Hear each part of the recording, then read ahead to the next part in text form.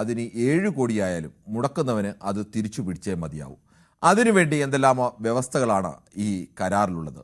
GCD അംഗങ്ങൾക്ക് തന്നെ ഇതിൽ ഇതുവരെ ഒരു വ്യക്തതയില്ല. അപ്പോൾ സാധാരണക്കാരായ മനുഷ്യർക്ക് എങ്ങനെയാണ് വ്യക്തത ഉണ്ടാവുക? ഇതിലൊക്കെ വ്യക്തത വരേണ്ടതുണ്ട്. സംശയങ്ങൾ പലതാണ്. മെസ്സിയുടെ മറവിൽ ഫൗൾ കിക്കുകൾ നടന്നു. ഈ വിഷയത്തിൽ പ്രേക്ഷകർക്കും അഭിപ്രായം പറയാം.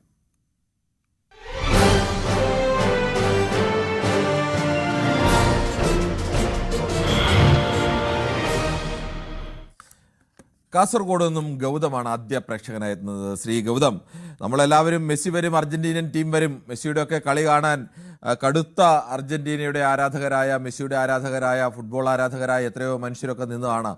തിടുക്കത്തിൽ തന്നെ അന്താരാഷ്ട്ര നിലവാരത്തിലേക്ക് കലൂർ സ്റ്റേഡിയം ഒരുക്കുന്നു എന്നൊക്കെ പറഞ്ഞ് വലിയ പണിയൊക്കെ തുടങ്ങുകയൊക്കെ ചെയ്തതാണ്. അവിടെ കാര്യം കയറ്റിവിട്ടിട്ടില്ലെങ്കിലും അങ്ങനെ പുറത്തു വന്ന വിവരങ്ങളുടെ അടിസ്ഥാനത്തിൽ അങ്ങനെയൊക്കെ നടന്നിട്ടൊക്കെ ഉണ്ട്. ഈ 70 കോടി എന്നൊക്കെയാണ് സ്പോൺസർ പറയുന്നത്. എന്തായാലും എന്താണ് ആ കരാർ വ്യവസ്ഥ? 70 കോടിയായാലും 7 കോടിയായാലും മുടക്കുന്നവന് അത് തിരിച്ചു കിട്ടാൻ എന്തെങ്കിലുമൊക്കെ കാര്യങ്ങൾ ആ വ്യവസ്ഥയിൽ, കരാർ വ്യവസ്ഥയിൽ ഉണ്ടാവണം. ഇനി അവർ വന്നാലും വന്നില്ലെങ്കിലും എന്തായാലും പണി നടക്കുകയുമാണ്. പക്ഷേ ആ കരാർ പുറത്തുവിടുകയും ചെയ്യുന്നില്ല. ഇതിൻ്റെ മറവിൽ മറ്റ് ചില ഇടപാടുകളൊക്കെ നടന്നതായി സംശയം ഉയരുന്നുണ്ട്. താങ്കൾക്ക് എന്ത് തോന്നുന്നു? കിരൺ, പറയാനുള്ളത് അതും തന്നെ. ആന്റോ അഗസ്റ്റിൻ അല്ലേ ഇതിന്റെ സ്പോൺസർ? അതെ. അദ്ദേഹത്തിന് എന്ത് ക്രെഡിബിലിറ്റി ഉള്ളത് എന്ന് ആദ്യം അന്വേഷിക്കണം. ഇതുമായി ബന്ധപ്പെട്ട് എന്തെങ്കിലും അദ്ദേഹത്തിന്റെ കുറെ പേരിൽ കേസ് ഉണ്ടല്ലോ, എല്ലാം വെച്ചൊന്ന് അന്വേഷിക്കണം ആദ്യം. ഇതൊക്കെ നമ്മളല്ലല്ലോ അന്വേഷിക്കേണ്ടത്. ഇങ്ങനെ ഒരാളുടെ വാക്ക് കേട്ട് ചാടിപ്പുറപ്പെട്ട കേരള സർക്കാരും അത് ഉടനെ തന്നെ GDC അവരുടെ സ്റ്റേഡിയത്തിൻ്റെ നവീകരണ കരാർ കൊടുക്കുന്നു. അത് അതിൽ ആന്റോ അഗസ്റ്റിൻ നേരിട്ട്, അല്ലെങ്കിൽ അവരുടെ കമ്പനി നേരിട്ട് ആ നവീകരണ പ്രവർത്തനം നടത്തുന്നു. ഇതൊക്കെ പറയുമ്പോൾ എങ്ങനെയാണ് ഇത് കൊടുത്തിരിക്കുന്നത്? ഈ 70 കോടിയെങ്കിൽ 70, അല്ലെങ്കിൽ എത്ര കോടി ആയിക്കോട്ടെ, അത് തിരിച്ചു കിട്ടാൻ എന്താണ് വ്യവസ്ഥ ഉണ്ടാക്കി? ഇതൊക്കെ പുറത്തുവിടേണ്ടതല്ലേ? നമസ്കാരം കിരൺ. ഇത് എന്താ സർക്കാരിനെ കുറ്റപ്പെടുത്താത്തത് ഞാൻ പ്രതീക്ഷിച്ചിരുന്നതാണ്. അതെന്താണ് അങ്ങനെ കുറ്റപ്പെടുത്തേണ്ടതില്ലേ?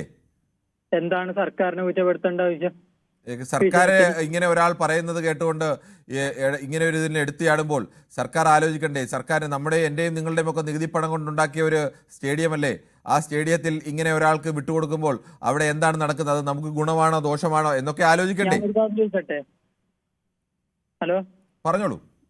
ഇത് താങ്കളുടെ ഒരു ചാനല് സ്ഥാപനം കൊണ്ടുപോയിട്ട് നാളെ മെസ്സിയെ കൊണ്ടുവരാൻ വിചാരിച്ചു എന്ന് വിചാരിക്കാം.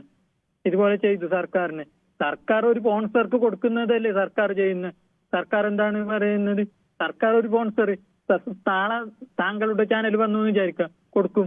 അതിനെന്താണ്? ശ്രീ ഗൗതം, ഞാൻ ജോലി ചെയ്യുന്ന ചാനൽ വന്നാലും മറ്റൊരു ചാനൽ വന്നാലും, ഇനി അതല്ല മൂന്നാമത് മറ്റൊരാൾ വന്നാലും ഒക്കെ അങ്ങനെ സർക്കാരിൻ്റെ മുന്നിലൊരു വ്യവസ്ഥ വരുമ്പോൾ, അല്ലെങ്കിൽ അങ്ങനെ ഒരു ഓഫർ വരുമ്പോൾ, ആ ഓഫറിനനുസരിച്ച് സർക്കാരിൻ്റെ സംവിധാനങ്ങളൊക്കെ വിട്ടുകൊടുക്കുമ്പോൾ അതിനു മുമ്പ് ഇതൊക്കെ എത്രത്തോളമാണ്, ഇതിനെന്താണ് കരാറ്, ഇത്തരം കാര്യങ്ങളൊക്കെ അന്വേഷിക്കുക എന്നുള്ള നിയമപരമായ ധാർമ്മികമായ ഉത്തരവാദിത്വം പൂർണ്ണമായും സർക്കാരിനുണ്ട്.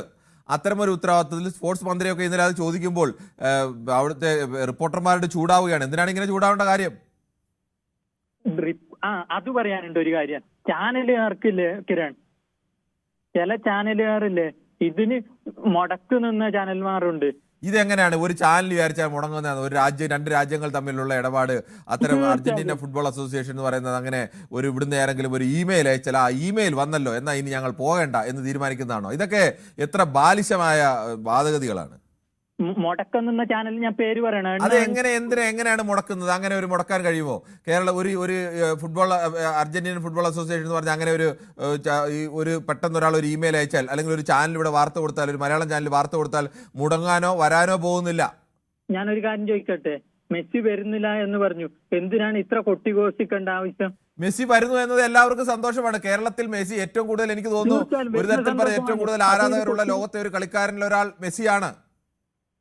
പക്ഷെ ഇതെന്തിനാണ് ഇങ്ങനെ കൊട്ടിഘോഷി ആഘോഷിക്കേണ്ടത്? കേരളത്തിൽ ഇത് വരും എന്ന് മാത്രം കൊടുത്താൽ മതി. വരില്ല എന്ന് അർജന്റീനൻ പത്രങ്ങൾ റിപ്പോർട്ട് ചെയ്തു. അർജന്റീനയുടെ പ്രധാനപ്പെട്ട വാർത്തകളൊക്കെ ബ്രേക്ക് ചെയ്യുന്ന പ്രധാനപ്പെട്ട മാധ്യമ പ്രവർത്തകരൊക്കെ നേരത്തെ തന്നെ റിപ്പോർട്ട് ചെയ്തു ഇവിടെ ഇങ്ങനെ വരില്ല എന്ന്. ചില ദുരുദ്ദേശമുണ്ട്. എന്ത് ദുരുദ്ദേശം അതിനകത്ത്? ആ ചാനലിന് നല്ല റേറ്റിംഗ് കിട്ടും. ആ ചാനലിന് റേറ്റിംഗ് കിട്ടുന്നത് ഇതുമായിട്ട് എന്താണ് ബന്ധം? കേരളത്തിലെ മെസ്സി വരുന്നതും ചാനലിന് റേറ്റിംഗ് അല്ലാതൊക്കെ റേറ്റിംഗ് ഉള്ള ചാനലൊക്കെ തന്നെയാണ്. അതിന് നമുക്കാർക്കും സംശയമൊന്നുമില്ല. അതുകൊണ്ടാണ് ചില മാധ്യമങ്ങൾക്ക്, ഞാൻ ന്യൂസ് 18 അല്ല പറയുന്നത്, മറ്റ് ശരി മാധ്യമങ്ങൾക്ക് ശ്രീ ഗൗതം, അങ്ങനെ ഒരു മാധ്യമത്തിനും മാധ്യമങ്ങളുടെ ഏതെങ്കിലും ഒരു മാധ്യമം വിചാരിച്ചു കഴിഞ്ഞാൽ അല്ലെങ്കിൽ ഒരു വാർത്ത കൊടുത്തു കഴിഞ്ഞാൽ വരാതിരിക്കുന്ന ഒരു ടീമും ഒന്നുമല്ല അർജന്റീന. അർജന്റീന ടീമിന് തീർച്ചയായിട്ടും വരണമെങ്കിൽ അതെ. അവർക്ക് അവരുടേതായ വ്യവസ്ഥകളുണ്ട്. അവർ ലോകത്തെ നമ്പർ 1 ടീമാണ്. അവർക്ക് ആ വ്യവസ്ഥകളൊക്കെ പാലിച്ചാൽ, അവർക്ക് അതിനുള്ള പൈസ കിട്ടിക്കഴിഞ്ഞാൽ, അവർ ഇവിടുത്തെ സ്റ്റേഡിയം അടക്കമുള്ള സൗകര്യങ്ങൾ സംതൃപ്തരാണെങ്കിൽ അവർ വരും, അല്ലെങ്കിൽ അവർ വരില്ല. അതൊക്കെ അവർ തീരുമാനിക്കേണ്ടതാണ്. അല്ലാതെ ഇവിടുത്തെ ഒരു ചാനലിലെ വാർത്ത കണ്ട എന്നാൽ നാളെ പോകേണ്ട എന്നൊന്നും തീരുമാനിക്കില്ല. അയ്യോ ഇവിടെ വലിയ പ്രശ്നമാണ് അതുകൊണ്ട് ഞങ്ങൾ അങ്ങോട്ട് പോകേണ്ട എന്ന് തീരുമാനിക്കുന്നവരൊന്നുമല്ല. ഞാനൊരു കാര്യം ചോദിക്കട്ടെ താങ്കളോട്. ചില മാധ്യമങ്ങൾക്ക് സന്തോഷമുണ്ട് മെസ്സി വരില്ല എന്ന് പറയുമ്പോ. ന്യൂസ് എയ്റ്റീൻ സന്തോഷമുണ്ടെന്നല്ല, ചില മാധ്യമങ്ങൾ സന്തോഷമോ ദുഃഖമോ ഒക്കെ ഉണ്ടായിക്കോട്ടെ, അത് ഇതുമായിട്ട് എന്ത് ബന്ധം? എന്തിനാണ് മുടക്കം നിൽക്കേണ്ട ആവശ്യം? ഇത് ആരും മുടക്കുന്ന, അങ്ങനെ മുടക്കാൻ കഴിയുമോ? ഗൗതം വിചാരിച്ചാൽ മുടക്കാൻ കഴിയുമോ? ഞാൻ വിചാരിച്ചാൽ മുടക്കാൻ കഴിയും? കേരളത്തിലൊരു ചാനലോ അല്ലെങ്കിൽ പത്രമോ വിചാരിച്ചു കഴിഞ്ഞാൽ അർജന്റീന ടീം വരുന്നത് മുടക്കാൻ കഴിയുമോ? ഇന്ത്യയും അമേരിക്കയും തമ്മിലൊരു ബന്ധമുണ്ട്, അല്ലെങ്കിൽ ഇന്ത്യയും വേറെ അർജന്റീനയും തമ്മിലൊരു ബന്ധമുണ്ട്. ആ ബന്ധത്തിൽ ഒരു കരാറോ എന്തെങ്കിലും ഒപ്പിടാൻ പോകുന്നു, അല്ലെങ്കിൽ മറ്റെന്തെങ്കിലും വരുന്നു, അത് കേരളത്തിലെ ഇന്ത്യയിലെ ഒരു പത്രം വിചാരിച്ചു അല്ലെങ്കിൽ ചാനലിൽ ഒരു വാർത്ത കൊടുത്തു എന്ന് കരുതി മുടങ്ങി പോവുകയോ അല്ലെങ്കിൽ അത് രൂപപ്പെടുകയോ വല്ലതും ചെയ്യുന്ന ഒന്നാണോ? അതൊക്കെ എന്ത് ബാലിശമായ വാദമാണ്. താങ്കള് പറയുന്നത് കേക്കറോ? ഇപ്പൊ ഞാൻ എന്ന് പറയുന്ന ഒരു വ്യക്തിക്ക് മുടക്കാൻ പറ്റുമോ? ഇല്ല. ഒരു സ്ഥാപനം കച്ച കെട്ടി ഇറങ്ങിയാൽ എന്തായിരിക്കും അവസ്ഥ? ശ്രീ ഗൗതം, അങ്ങനെയൊന്നും നടക്കില്ല. ശ്രീ ഗൗതം, താങ്കൾ ഈ ബാലിശമായ കാര്യങ്ങളാണ് താങ്കൾ കൂടി അത് പറയുന്നത്. അങ്ങനെ ഒരു ചാനലും പത്രവും ഒന്ന് വിചാരിച്ചു കഴിഞ്ഞാൽ ഇത്തരം കാര്യങ്ങളിലൊന്നും, എങ്കിൽ പിന്നെ ചാനലും പത്രവും തീരുമാനിച്ചാൽ മതി ലോകത്തെ എല്ലാ കാര്യങ്ങളും. അങ്ങനെയൊന്നും മുടക്കുന്നത്, അവർക്ക് അതിൻ്റെതായ സംവിധാനങ്ങളുണ്ട്, അന്വേഷിക്കാനും കാര്യങ്ങൾ നടത്താനും ഒക്കെ അവർക്ക് അവരുടേതായ തീരുമാനങ്ങളുണ്ട്. അല്ലാതെ ഒരു വാർത്ത വന്നു വരുന്ന പറയുമ്പോ ഇത്ര മാധ്യമങ്ങൾ, സന്തോഷിക്കുന്ന മാധ്യമങ്ങൾ. ശരി, ഓക്കെ. എന്തായാലും താങ്കൾ തന്നെ ഇയാളുടെ വാക്ക് കേട്ട് പറഞ്ഞതിൽ നിന്ന് ആദ്യത്തെ വാചകം വളരെ വ്യക്തമായിരുന്നു. ശ്രീനിവാസനാണ് തിരുവനന്തപുരത്ത് നിന്ന്. ശ്രീനിവാസൻ, താങ്കൾക്ക് എന്ത് തോന്നുന്നു? ഇങ്ങനെ ഈ കലൂർ അന്താരാഷ്ട്ര സ്റ്റേഡിയം 70 കോടി മുടക്കി നവീകരിക്കുന്നു എന്നൊക്കെയാണ് പറയുന്നത്. ഈ 70 കോടിയോ എത്ര കോടിയോ ആയിക്കോട്ടെ, ആ കോടി ചെലവാക്കുന്ന ആളിന് അത് തിരിച്ചു കിട്ടാൻ സ്വാഭാവികമായും ഏത് മുതലാളിയും അതിനുള്ള സംവിധാനങ്ങൾ ഒരുക്കി കാണും. പക്ഷെ അത് എന്താണ് എന്ന് അറിയാനുള്ള ഉത്തരവാദിത്തം അല്ലെങ്കിൽ അതിനുള്ള അവകാശം ജനങ്ങൾക്കില്ലേ? ഒന്നാമത് ഈ മന്ത്രി നമ്മുടെ കേരളത്തിലുള്ള ജനങ്ങൾ തെറ്റിദ്ധരിപ്പിച്ചതിന് മാപ്പ് പറയുന്നു.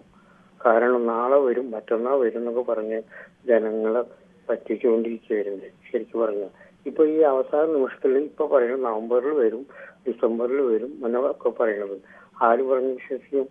മാർച്ച് മാസത്തിൽ അവരുടെ അർജന്റീനയുടെ കോച്ചിങ് നടത്തിക്കൊണ്ടിരിക്കുന്നത് വേൾഡ് കപ്പില്. അപ്പൊ അതിന്റെ ഇടയിൽ വരാൻ പറ്റുക?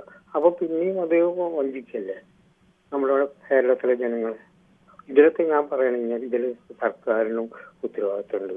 കാരണം ഈ ഒരു ക്യാബിനറ്റിലത്തെ ഒരു മന്ത്രി മാത്രം ഇങ്ങനെ പറഞ്ഞു നടക്കുമ്പോ ഒരു ഇടതുപക്ഷത്തിന്റെ ഒരു മന്ത്രി പോലും പറഞ്ഞിട്ടില്ല മെസ്സി വരും പറഞ്ഞിട്ടുണ്ടോ സാറ്?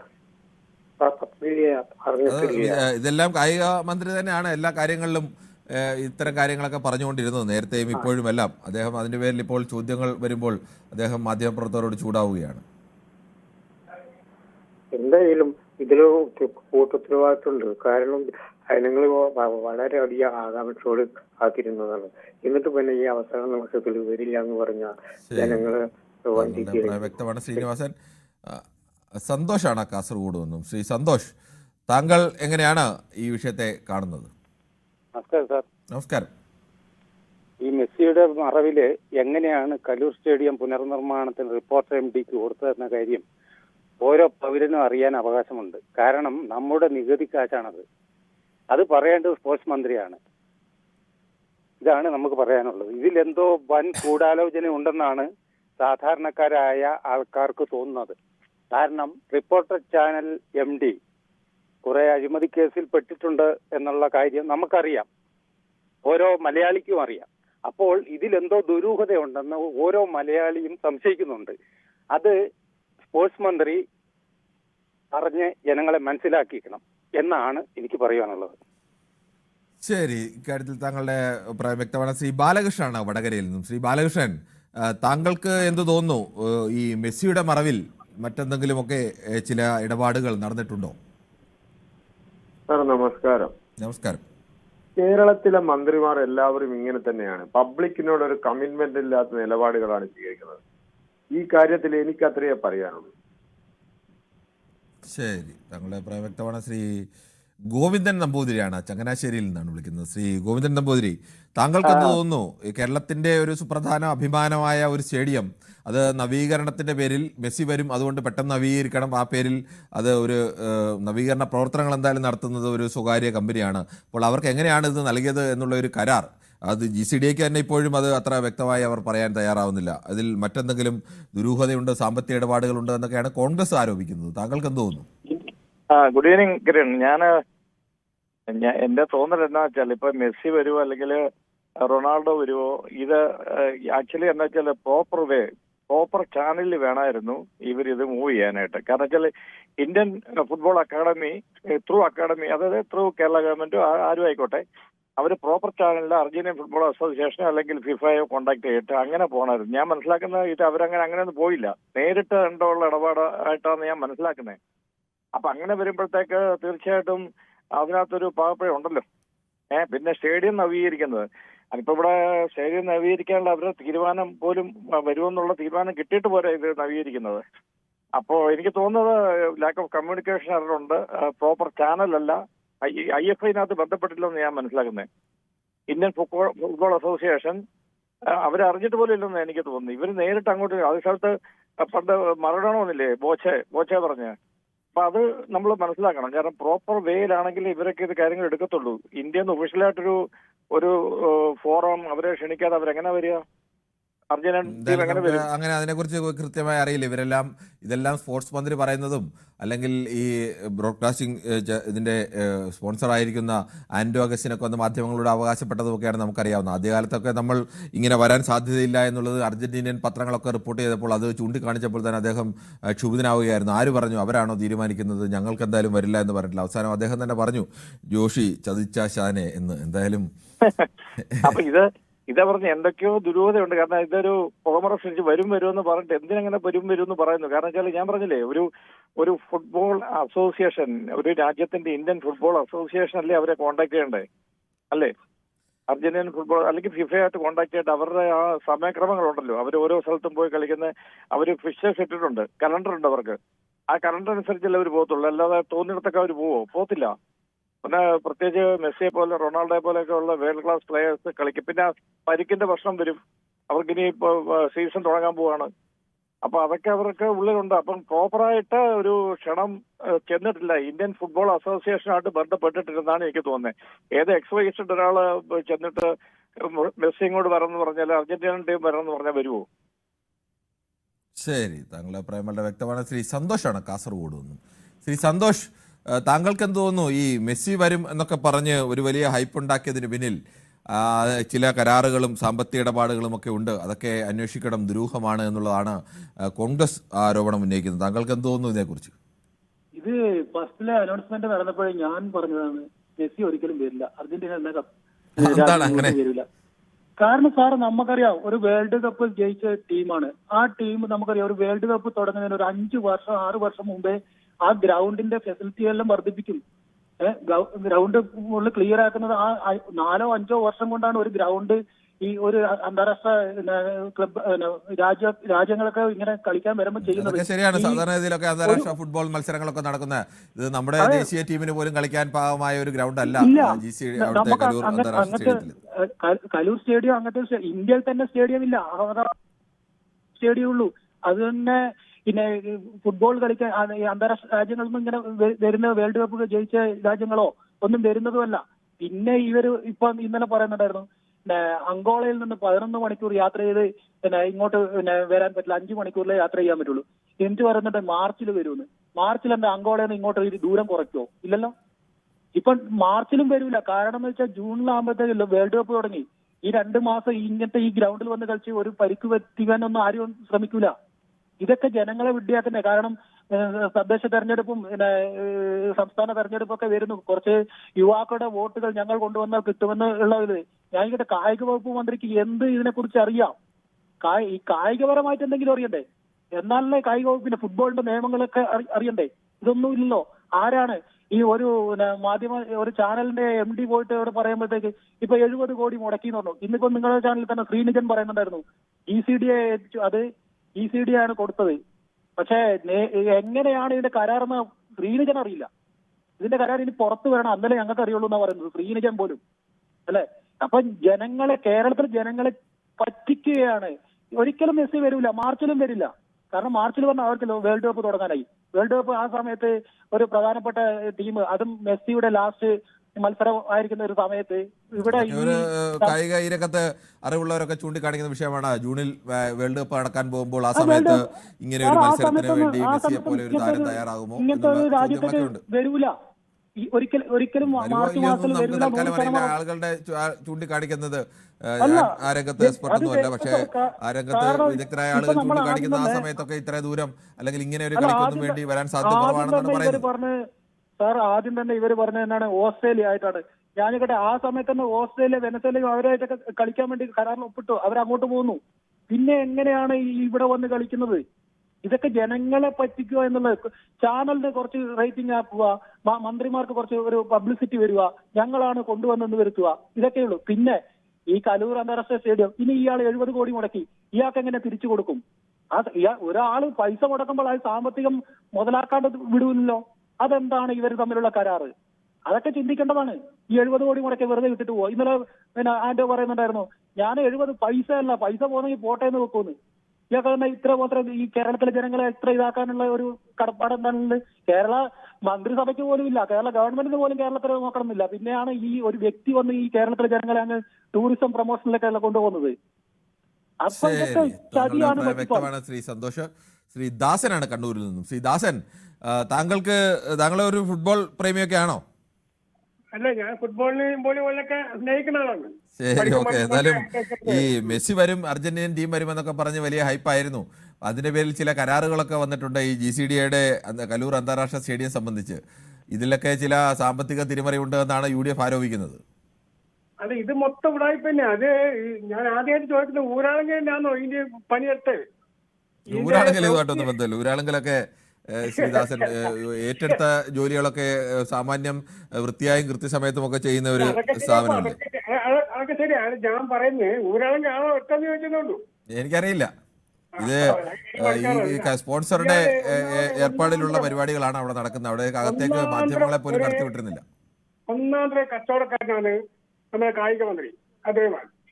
അതിന് പറ്റിയ ചങ്ങായിയാണ് ആന്റോ അഗസ്റ്റ്. ആന്റോ അഗസ്റ്റിനൊക്കെ മാധ്യമ മേഖലയിൽ വന്നു തന്നെ നമ്മുടെ മാധ്യമ രംഗത്ത് അങ്ങേയറ്റം അപമാനമാണ്. കാരണം ഒരു കാരണവശാലും ഒരു ഇന്നലത്തെ തന്നെ കണ്ടില്ലേ അഭിമാനം പറഞ്ഞ ഈ മാധ്യമ പ്രവർത്തനം നീന്താ വിളിച്ച് ഒരു സംസ്കാരം ഇല്ലാതെ അതേ മാധ്യമ അതേപോലെ നീ ആരാടാന്ന് അങ്ങോട്ട് ചോദിക്കണമായിരുന്നു. ഈ മന്ത്രിയോട് ചോദിക്കണമായിരുന്നു, നീ ആരാടാന്ന് ചോദിക്കണമായിരുന്നു. കാരണം ഈ മാധ്യമ പ്രവർത്തനം ഉൾപ്പെടെയുള്ളവരെ നീതി പണം കൊണ്ട് ശമ്പളം പറ്റുന്നതാണ് ഈ മന്ത്രി. ഇവനൊന്നും ബഹുമാനിക്കേണ്ട ഒരു കാര്യമില്ല. അപ്പൊ ഇവരൊക്കെ കള്ള കമ്പനിയാണ്. ഇതിന് പിന്നില് ഒരു 10-50 കോടി റുപ്യ ചില ആൾക്കാരുടെ കയ്യിലെത്തും. ഇത് അന്വേഷിക്കണമെങ്കിൽ ഇവരെല്ലാം അന്വേഷിക്കണ്ടേ? ഇവരന്വേഷിച്ചാൽ എഴുതെത്തൂല. ഇതെങ്ങനെ തീരും? ഇങ്ങനെയൊന്നും ശ്രീ ദാസൻ, എനിക്ക് ദാസന്റേതായ അഭിപ്രായങ്ങളാണ്. നമുക്ക് അതിനുള്ള തെളിവുകളൊന്നുമില്ല. പക്ഷേ ചില സംശയങ്ങൾ അന്തരീക്ഷത്തിലുണ്ട്. ആ സംശയങ്ങൾക്ക് കൃത്യമായ ഉത്തരവും ഇതുവരെ വന്നിട്ടില്ല. എന്താണ് ആ കരാറിൽ വ്യവസ്ഥ എന്താണ്? ഇയാൾ 70 കോടി മുടക്കുന്നു എന്ന് അവകാശപ്പെടുന്നു. ഇനി 70 കോടി ഉണ്ടോ, അതോ 7 കോടിയേ ഉള്ളോ, അല്ലെങ്കിൽ അതിൽ കൂടുതൽ കോടിയുണ്ടോ? അത് മുടക്കുന്ന ആൾക്ക് എങ്ങനെ തിരിച്ചു കിട്ടും എന്നൊക്കെയുള്ള ചോദ്യങ്ങളുണ്ട്. ആപ്പിൾ ഫോൺ ഇയാളെ എന്തൊക്കെ ആരോപണം? ഇയാൾ ആരാണ്? മരം മുറി ജയിലിക്കാരൻ ആളാണ് ഞാൻ ചോദിച്ചത്. നമുക്കറിയില്ലേ ഇയാൾ എന്തും ചെയ്യും പൈസക്ക് വേണ്ടിയിട്ട്? ഇയാളൊക്കെ ഉണ്ടല്ലോ, ഇയാളൊക്കെ ശരിക്കും നിയമത്തിലെ വഴിക്ക് പോയ ഇയാളുടെ ഉള്ളിൽ കിടക്കേണ്ട ആളാണെന്നൊക്കെ പറയാനുള്ളത്. ശരി, ശ്രീ ദാസനാണ് കണ്ണൂരിൽ നിന്ന് പ്രതികരിച്ചത്. ശ്രീ അഹമ്മദ് ബാബയാണ് മലപ്പുറത്ത് നിന്നും. ശ്രീ അഹമ്മദ് ബാബ, താങ്കൾക്ക് എന്ത് തോന്നുന്നു? ഈ പെട്ടെന്ന് മെസ്സി വരുന്നു, അർജന്റീൻ ടീം വരുന്നു, അപ്പോൾ പെട്ടെന്ന് തന്നെ സ്റ്റേഡിയം നന്നാക്കണം, പെട്ടെന്ന് ഒരു കരാറൊക്കെ വെക്കുന്നു, അതിനുശേഷം പണി അങ്ങനെ തുടങ്ങുകയും ഒക്കെ ചെയ്യുന്നു. അതൊക്കെ ചിലപ്പോൾ ആ സമയത്ത് നമുക്ക് പെട്ടെന്ന് ചെയ്യേണ്ടി വന്നല്ലേ എന്നൊക്കെ പറയാം. പക്ഷേ ഇപ്പോഴും ആ കരാറിൽ എന്താണുള്ളത്? ഇവർ 70 കോടി മുടക്കിയെന്ന് പറഞ്ഞ് ഇനി 70 കോടി ഉണ്ടോ, അതിൽ കുറവാണോ, ഇനി അതിൽ കൂടുതലാണോ മുടക്കുന്നത്? അങ്ങനെ മുടക്കിയാൽ ആ പണം എങ്ങനെ തിരിച്ചു കൊടുക്കും? ഇതൊക്കെ ഒരു കരാറിൽ വ്യവസ്ഥ എന്തായാലും കാണുമല്ലോ. എന്തായാലും ഒന്നും കാണാതെ ആരോ കിണറ്റിൽ ചാടില്ല എന്ന് പറയുന്നത് പോലെ ഒന്നും കാണാതെ അവിടെ ഇതിനെ എടുത്ത് ചാടില്ലല്ലോ. അപ്പോൾ ആ വ്യവസ്ഥകളൊക്കെ പുറത്തു വരേണ്ടതല്ലേ? നമസ്കാരം. നമസ്കാരം. ഒന്നും കാണാതെ പണിക്കര് കിണറ്റിലേക്ക് എടുത്തു ചാടൂല. ആട്ടുള്ളവനെ പിടിച്ച് നെയ്യാനാക്കരുത്. ഞാനിതിൽ സംസാരിക്കണ്ട എന്ന് വിചാരിച്ചാണ്. പക്ഷെ ഇന്നലെ അബ്ദുറഹ്മാനെ നമ്മളെ അടുത്തുള്ളത് തന്നെയാണ്, നമ്മളെ മിനിസ്റ്റർ. ഇനി ബഹുമാനപ്പെട്ടാന്ന് പറഞ്ഞില്ല എന്ന് വിചാരിച്ചിട്ട് എന്റെ പേരിലൊരു കേസ് വേണ്ട. ബഹുമാനപ്പെട്ട അബ്ദുറഹ്മാൻ ഇന്നലെ ഒരു ചാനലിലുള്ള ഒരു റിപ്പോർട്ടോട് നിന്നോടൊക്കെ മറ്റേ ഭാഷയിലാണ് സംസാരിക്കേണ്ടതെന്ന്. ഇയാളൊക്കെ പേരിൽ അപ്പൊ തന്നെ കേസ് എടുക്കണം. പക്ഷെ കേസ് എടുക്കൂല. കേസ് എടുക്കാനുള്ളപ്പോ ഒരു സുഹൃത്ത് ആദ്യം പറഞ്ഞ പോലെ ഇവരൊക്കെ തന്നെയല്ലേ ഇന്ത്യൻ ഫുട്ബോളിന്റെ തലപ്പത്തുള്ള ബൈജിക് ബൂട്ടിയെ കൊണ്ടുവരാൻ കഴിയില്ല ഇവർക്ക് ഇവിടെ കലൂര് സ്റ്റേഡിയത്തിൽ ഇവര് രണ്ടാളും കൂടി വിജയിച്ചാല്. എന്നിട്ടല്ലേ മെസ്സി എന്താ ഇവരെ കളിക്കുട്ടിയ? ഞാനൊരു ഫുട്ബോളിന്റെയും ക്രിക്കറ്റിന്റെയും ഒക്കെ ആൾ തന്നെയാണ്. ഞാൻ ഇഷ്ടപ്പെടുന്ന ഒരു കളിക്കാരൻ തന്നെയാണ് മെസ്സിനെ പോലെയുള്ള ഈ 2-3 മാസം കൂടി കഴിഞ്ഞ് 4 മാസം കൂടി കഴിഞ്ഞാൽ വേൾഡ് കപ്പ് ആണ്. ആ സമയത്ത് ഇവിടെ കലൂർ അന്താരാഷ്ട്ര സ്റ്റേഡിയത്തിൽ പന്ത് തട്ടാൻ വരിക ബൈജിങ് ബൂട്ടിയെ കൊണ്ടുവരാൻ പറ്റൂല. പിന്നെ ഈ ആന്റോന്റെ ഒക്കെ ഈ വരുമാന സ്രോതസ്സിനെ പറ്റി പിന്നെ NIA അന്വേഷിക്കണം. ഇന്നലെ നിങ്ങൾ ഇതിനെപ്പറ്റി എന്തെങ്കിലും ഒരു പ്രതികരണം ചാനലിൽ നിന്നൊക്കെ ഒരു ചർച്ചയൊക്കെ വരുന്ന ഞാൻ വിചാരിച്ചത്. 2 ചാനലിൽ വരൂല, അത് ഓക്കെ. ബാക്കിയുള്ള ചാനലുകളിൽ വരണം എന്നാ വിചാരിച്ചു. ഒരു മാധ്യമ പ്രവർത്തകനോട് നിന്നോടൊക്കെ മറ്റേ ഭാഷയിലാണ് സംസാരിക്കേണ്ടതെന്ന്. മറ്റേ ഭാഷയിൽ ഇപ്പൊ അബ്ദുറഹ്മാനോട് ഒരു മറുപടി ഈ ഫ്ലോറിൽ പറയാൻ എന്റെ നാവിന്റെ തുമ്പത്തുണ്ട്. പക്ഷെ ഇതിങ്ങനെ നല്ലൊരു ഒരു മാന്യമായി പ്രവർത്തിക്കുന്ന ഒരു ചാനലിലും ഞാൻ ഇതിലേക്ക് വിളിക്കുമ്പോൾ ആ മറുപടിയൊക്കെ എല്ലാവർക്കും പറയാൻ അറിയുന്നവർ തന്നെയാണ്. അത് കേരളത്തിലെ അത് പറയാതിരിക്കുക എന്നുള്ള സാമാന്യ മര്യാദയാണ് അവർ പാലിക്കുന്നത്. മന്ത്രിക്ക് ഇല്ലാതെ പോയതും അത് തന്നെയാണ്. മന്ത്രിക്ക് പക്ഷെ ഇതൊക്കെ കേൾക്കുമ്പോ എന്തോ പെട്ടെന്ന് മന്ത്രി എന്തിനാണ് ഇതിൽ ചൂടാവുന്നതെന്ന് എനിക്ക് മനസ്സിലാവാത്തത്. മന്ത്രിക്ക് വരെ തലയിൽ പൂട തപ്പി നോക്കേണ്ട അവസ്ഥ മന്ത്രിക്കുണ്ടോ എന്ന സംശയം കൂടി തോന്നുന്നതാണ് മന്ത്രിയുടെ പ്രതികരണം. കുറ്റം പറയണ്ട. ഈ മന്ത്രിന്റെ നാട്ടില് 977 മുതൽ ഞാൻ ജോലി ചെയ്തിരുന്ന ഒരാളാണ്. ഒരു ബസ്സിലും ലോറിയിലും ഒക്കെ. മന്ത്രിയുടെ സംസ്കാരം അതാണ്. ധൈര്യം ഉണ്ടെങ്കിൽ അഹമ്മദ് ബാബാന്റെ പേരിൽ അബ്ദുറഹ്മാൻ കേസ് കൊടുക്കട്ടെ. മന്ത്രി വളർന്നു വന്നിട്ടുള്ളതും മന്ത്രിയുടെ രീതികളും ഒക്കെ ആ വിധത്തിൽ തന്നെയാണ് തിരൂര്. താങ്കൾ എന്നെ കാണുന്നില്ല, ഞാൻ കൈകൊണ്ട് ആംഗ്യം കാണിച്ചിട്ടാണ് നന്നായിട്ടാണ് ഈ പറയുന്നത്. അപ്പൊ ഇതൊക്കെ എന്ന് ഞാൻ പറഞ്ഞല്ലോ താങ്കളോട്, എനിക്ക് വലിയ വിദ്യാഭ്യാസമൊന്നുമില്ല, താങ്കൾ എഴുതി വെച്ചോളി. ബൈജിങ് ബൂട്ടിയനെ ഇവിടെ കലൂർ അന്താരാഷ്ട്ര സ്റ്റേഡിയത്തിൽ ഈ 2-3 മാസത്തിന്റെ ഉള്ളിൽ കൊണ്ടുവരണമെന്നുണ്ടെങ്കിൽ 1 കോടി റുപ്യ കൊടുക്കാൻ അതിന് കഴിയില്ല. ന്യൂസ് 18 ചാനലിലേക്ക് തരാൻ ഞാൻ പൈസ നിങ്ങൾ കൊടുത്താൽ മതി. ശരി, ഓക്കെ. എന്തായാലും അങ്ങനെയൊന്നും പറയേണ്ടതില്ല. എന്തായാലും 1 കോടി രൂപ കൊടുക്കാമെന്ന് പറയണ്ട, അവർ ആവേശത്തിൽ പറഞ്ഞാണെന്ന് കരുതുന്നു. എന്തായാലും ശ്രീ സുരേന്ദ്രനാണ് തൃശ്ശൂരിൽ നിന്നും. ശ്രീ സുരേന്ദ്രൻ, താങ്കൾക്ക് എന്ത് തോന്നുന്നു? ഈ കരാറൊക്കെ ഈ എടുപിടി എന്ന് അർജന്റീനൻ ടീം വരുന്നു, മെസ്സി വരുന്നു. സ്വാഭാവികമായിട്ടും അർജന്റീനൻ ടീമും മെസ്സിയൊക്കെ വന്നു കഴിഞ്ഞാൽ കേരളത്തിൽ ഏറ്റവും കൂടുതൽ എനിക്ക് തോന്നുന്നു ആരാധകർ, ഇനി ബ്രസീലിൻ്റെ ആരാധകരുമായിട്ട് ഒരു തർക്കത്തിനില്ല, എന്നാൽ പോലും കേരളത്തിൽ ഏറ്റവും കൂടുതൽ ആരാധകരുള്ള ഒരു ടീം തന്നെയാണ് അർജന്റീന. ആ അർജന്റീനൻ ടീം വരുന്നതിൻ്റെ പേരിൽ ഈ കലൂർ അന്താരാഷ്ട്ര സ്റ്റേഡിയത്തിൻ്റെ ഒരു നവീകരണത്തിൻ്റെ പേരിലൊക്കെ 70 കോടി എന്ന് പറഞ്ഞൊരു സ്വകാര്യ വ്യക്തിക്ക് നവീകരണത്തിന് എല്ലാ ചുമതലയും നൽകുന്നു. എന്താണ് അതിൽ കരാറ്? എങ്ങനെയാണ് ഈ നവീകരണത്തിൻ്റെ വ്യവസ്ഥകൾ എന്തെല്ലാമാണ്? ഇതൊക്കെ പുറത്തു വരേണ്ടതല്ലേ? നമസ്കാരം സാറേ. നമസ്കാരം സാറേ, ഈ ISL ബൈജിങ് ബൂട്ടിയെ കളിച്ചിട്ടുണ്ടോ എന്ന് എനിക്കൊരു സംശയം ഇപ്പൊ ഒരു സംശയം വന്നു. ബൈജിങ് ബൂട്ടിയ നമ്മുടെ ISL ഇവിടെ കളിച്ചിട്ടുണ്ടോ? അപ്പൊ ബ്ലാസ്റ്റേഴ്സ് ഇതിനു മുന്നേ ടീമുകളായിട്ട് കളിച്ചിട്ടുണ്ട്. അപ്പൊ കൊച്ചി ഇന്റർനാഷണൽ സ്റ്റേഡിയത്തിൽ കളി വന്നിട്ടുണ്ട്. അപ്പൊ 1 കോടി എന്തോ തരാന്ന് അങ്ങോട്ട് ഒരു വ്യക്തി പറഞ്ഞു. അങ്ങനെയാണെങ്കിൽ അങ്ങനെ പറഞ്ഞതല്ല. ഒരാളൊരു കാര്യം പറയുന്നതിനെ വെച്ചിട്ട് അതിനെ വാച്യാർത്ഥത്തിൽ എടുക്കേണ്ടതില്ല. അത് പുള്ളി പറഞ്ഞത് മെസ്സിയെ കൊണ്ടുവരാൻ കഴിയില്ല എന്നുള്ളത് വ്യാജമായി പറഞ്ഞതാണ് ഈ മന്ത്രി എന്നുള്ളത്. പിന്നെ മന്ത്രിയെ നേരിട്ട് അദ്ദേഹത്തിന്റെ കമ്പനിയിലെ ജീവനക്കാരനൊക്കെ ആയിരുന്നു ഇദ്ദേഹം എന്നാണ് പറഞ്ഞത്. അതെ സാറേ, അദ്ദേഹം വെല്ലുവിളിച്ചിട്ട് പോയി. 1 കോടി എന്ന് പറഞ്ഞ നിസ്സാരല്ല. അത് നമുക്ക് ഒന്നിലേക്ക് കുറച്ചു പേർക്ക് വീട് വെക്കാം, ഫുട്ബോൾ താരങ്ങൾക്ക് വേണ്ടിയെങ്കിലും ഉപയോഗിക്കാലോ. പിന്നെ എനിക്ക് ഈ വിഷയത്തിൽ വന്ന് പറഞ്ഞു നമ്മളങ്ങനെ ഒരാൾ പറയുന്ന ഒരു അഭിപ്രായത്തെ അതിന്റെ ഒരു വാച്യാർത്ഥത്തിൽ എടുക്കേണ്ടതില്ല. ഒരാള് അങ്ങനെയൊക്കെ പറയുമല്ലോ. അത് പറഞ്ഞത് ഞാൻ എന്റെ അറിവ് വെച്ച് ഇതുവരെ സംസാരിച്ച അറിവ് വെച്ചാണെങ്കിൽ ഈ 1 കോടി രൂപ എടുക്കാനൊന്നും ശേഷിയുള്ള ഒരു സാധാരണക്കാരനായ ഒരു മനുഷ്യനാണ് ഈ അഹമ്മദ് ബാബ എന്ന് പറയുന്നത്. അദ്ദേഹം തന്നെ പലതവണ പറഞ്ഞിട്ടുണ്ട്. അങ്ങനെ എന്തെങ്കിലും പറഞ്ഞു പോകരുതല്ലോ സാറേ. ആരോപണം അങ്ങനെ ഒരാൾക്കെതിരെ വിട്ടേക്ക്. ഞാൻ വിട്ടു. ഞാൻ ഈ വിഷയത്തിലേക്ക് വരികയാണെങ്കിൽ ഇപ്പൊ എനിക്ക് വളരെ സന്തോഷം തോന്നിയെന്നുണ്ടല്ലോ. ഒരു ചാനലിനെതിരെ മറ്റൊരു ചാനലുണ്ട് അങ്ങനെ സംസാരിക്കുന്ന വിഷയം എടുത്തതില് ഞാൻ ആദ്യമായിട്ട് ചാനലിനെതിരെയുള്ള വിഷയമല്ല ശ്രീ. ആയിക്കോട്ടെ, ഇത് ചാനലുമായി യാതൊരു തരത്തിലും ബന്ധപ്പെട്ട വിഷയമല്ല. ഞാൻ പറയട്ടെ സാറേ, ഒരു ചാനലില് ഇപ്പൊ ഒരു ചാനലിന്റെ MD മെസ്സിയെ കൊണ്ടുവരുന്നു, ഗവൺമെന്റ് ഒരു നല്ല കാര്യമാണ്, അതിനുവേണ്ടി ഗവൺമെന്റ് സപ്പോർട്ട് ചെയ്തു. പക്ഷെ നേരത്തെ സാറ് പറഞ്ഞ മാതിരി ഞാൻ അതിനെ സപ്പോർട്ട് ചെയ്യുന്നു. കാരണം ഈ ഗ്രൗണ്ട് വിട്ടുകൊടുക്കുന്നതിന് കാര്യങ്ങളും ഇതൊക്കെ സുതാര്യമാവണം, അതിന് യാതൊരു സംശയമില്ല, അത് ഞാൻ സപ്പോർട്ട് ചെയ്യുന്നു. പക്ഷേ ഞാൻ പറയുന്നത് എന്താ വെച്ചാൽ ഇപ്പൊ ഇതേമാതിരി തന്നെ ആന്റോ അഗസ്റ്റിനെ പറഞ്ഞു, ആന്റോ അഗസ്റ്റിനെ ഞാൻ ഒരിക്കലും സപ്പോർട്ട് ചെയ്യുന്നില്ല, അദ്ദേഹത്തിന്റെ ബാക്ക്ഗ്രൗണ്ടും കാര്യങ്ങളും എനിക്കറിയാം. അതേമാതിരി തന്നെ എല്ലാ ചാനലുകൂടെയും എടുക്കണം. ഇന്ന് വലിയൊരു ബ്രേക്കിംഗ് ന്യൂസ് വന്നിട്ടുണ്ട്, ഇതിലൊന്നും വന്നിട്ടില്ല, ഈ പറഞ്ഞ ചാനലുകളിലൊന്നും ഈ പറഞ്ഞ ബ്രേക്കിംഗ് ന്യൂസ് വന്നിട്ടില്ല. കർണാടകയിൽ ഒരു സംഭവം ഉണ്ടായതിന്റെ വലിയൊരു സംഭവം. ഞാൻ താങ്കൾ അതാ ചോദ്യം പറഞ്ഞത് മനസ്സിലായി. ഈ ഒരു ചാനലിന് മാത്രമായി കിട്ടിയ രേഖകളുടെ അടിസ്ഥാനത്തിൽ അവർ ഒരു വാർത്ത കൊടുക്കുന്നു, ഞങ്ങളുടെ ചാനലിന് കിട്ടിയ രേഖകളുടെ അടിസ്ഥാനത്തിൽ ഞങ്ങൾ വാർത്ത കൊടുത്തിട്ടുണ്ട്, അങ്ങനെ പലർക്കും വാർത്ത കൊടുത്തിട്ടുണ്ട്. അങ്ങനെ അത്തരം കാര്യങ്ങൾ അവരുടെ എക്സ്ക്ലൂസീവായ സ്റ്റോറിയാണത്. എക്സ്ക്ലൂസീവായ ഒരുത്തരൊരു സ്റ്റോറി എടുക്കുമ്പോൾ അത് മറ്റ് ചാനലുകളെല്ലാം കൊടുക്കണം, അവരെ കണ്ട് നമുക്ക് കൊടുക്കാൻ കഴിയില്ലല്ലോ. നമ്മുടെ കയ്യിൽ രേഖകൾ കിട്ടുകയും നമ്മുടെ കയ്യിൽ കാര്യങ്ങളുണ്ടെങ്കിൽ നമുക്ക് ഈ ഇവർക്കെതിരെ എല്ലാം നമ്മളും എല്ലാം വാർത്ത കൊടുത്തിട്ടുള്ളതാണ്. അല്ല മറ്റ് ചാനലുകളെല്ലാവരും വാർത്ത കൊടുക്കാത്തത് ഇവർ കൊടുത്തതുകൊണ്ടൊന്നും. അതായത് കേരള ഗവൺമെന്റിനെതിരെ ഒരു വിഷയം വരികയാണെന്ന് വിചാരിക്കുക, അത് എല്ലാ ചാനലുകളും കൃത്യമായിട്ട് റിപ്പോർട്ട് ചെയ്യും. അതിന്റെ രഹസ്യം എനിക്ക് മനസ്സിലാവുന്നത് അതൊക്കെ കേരള സർക്കാരിനെതിരെ ഒരു വാർത്ത വന്നു കഴിഞ്ഞാൽ അതിനെതിരെ രേഖകൾ കിട്ടാനും അതിന്റെ വിവരങ്ങൾ അന്വേഷിച്ചെടുക്കാനും ഒക്കെ എളുപ്പമാണ്. ഒരു ചാനൽ എക്സ്ക്ലൂസീവായി ഏതെങ്കിലും ഒരു വിഷയത്തിൽ ഒരു വാർത്ത കൊണ്ടുവന്നാൽ അത് ഉടനെ തന്നെ മറ്റു ചാനലുകളെല്ലാം കണ്ടെത്തിയെടുക്കണം എന്നൊക്കെ പറഞ്ഞാൽ അത് പ്രയാസമാണ്. ആയിക്കോട്ടെ, ഞാൻ തർക്കിയല്ലേ, കാരണം നമ്മൾ തമ്മിൽ തർക്കിച്ചിട്ട് ഒരു കാര്യമില്ല. കാരണം ഞാൻ ഇതിന്റെ വിഷയത്തിൽ ഞാൻ സാറിനോട് സപ്പോർട്ട് ചെയ്യാണ്. ഈ ഗ്രൗണ്ട് കൊടുത്ത വിഷയങ്ങളിലേക്ക് കറക്റ്റായിട്ട് സുതാര്യമാവണം. പിന്നെ ഞാൻ പറയുന്ന മെസ്സി കൊണ്ടുവരാന്ന് പറഞ്ഞാൽ എളുപ്പമാണ്, പക്ഷെ അർജന്റീനിയൻ ടീം വരുമ്പോഴാണ് ഈ പ്രശ്നം. ഇന്ത്യൻ ഫുട്ബോൾ അസോസിയേഷന് കൊണ്ടുവരണമെങ്കിൽ അവർ ഇത്രമാത്രം പൈസ കെട്ടിവെക്കണം എന്നൊക്കെ ഉണ്ട് ഇതിന്. അതുകൊണ്ട് ഇന്ത്യൻ അസോസിയേഷൻ ഇതിന് മുൻകൈ എടുക്കാത്തത്. അതിനാണ് ഈ സ്പോൺസർമാർ വരുന്നതും അതുകൊണ്ടാണ്. ഒരു ഇന്ത്യൻ ഫുട്ബോൾ അസോസിയേഷൻ വിചാരിച്ച് നടക്കുന്ന കാര്യമല്ല, അവർക്ക് അത്രയും പൈസ കെട്ടിക്കണം. അപ്പൊ അവർ വിചാരിക്കുന്ന അത്രയും പൈസ നമ്മുടെ ഫുട്ബോൾ ലോകത്തേക്ക്, ഇന്ത്യൻ ഫുട്ബോൾ ലോകത്തേക്ക് ചെലവഴിച്ച് അത്രയും മെച്ചാണല്ലോ എന്ന് വെച്ചിട്ടാണ് ഇത് ഈ പ്രവൃത്തിക്ക് മുൻകൈ എടുക്കാത്തത്. അതുകൊണ്ടാണ് ഈ സ്പോൺസർമാർ വരുന്നത്.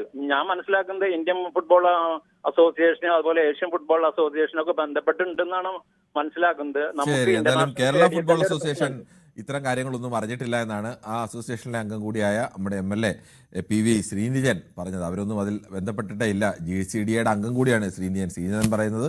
എനിക്ക് തന്നെ അങ്ങനെ ഒരു കരാർ ഇങ്ങനെ ഇവർക്ക് എങ്ങനെ കൊടുത്തു എന്ന് എനിക്കറിയില്ല. ഞാൻ ഇനി അടുത്ത കമ്മിറ്റി വരുമ്പോൾ ചോദിക്കാം എന്നാണ് പറയുന്നത്. GCDയുടെ ചെയർമാൻ ചന്ദ്രൻപിള്ള, K ചന്ദ്രൻപിള്ള, മുതിർന്ന ട്രേഡ് യൂണിയൻ നേതാവും CPM നേതാവുമാണ്. അദ്ദേഹത്തെ ബന്ധപ്പെടും. അദ്ദേഹം പറയുന്നത് എല്ലാം മന്ത്രി പറയുന്നുണ്ടല്ലോ.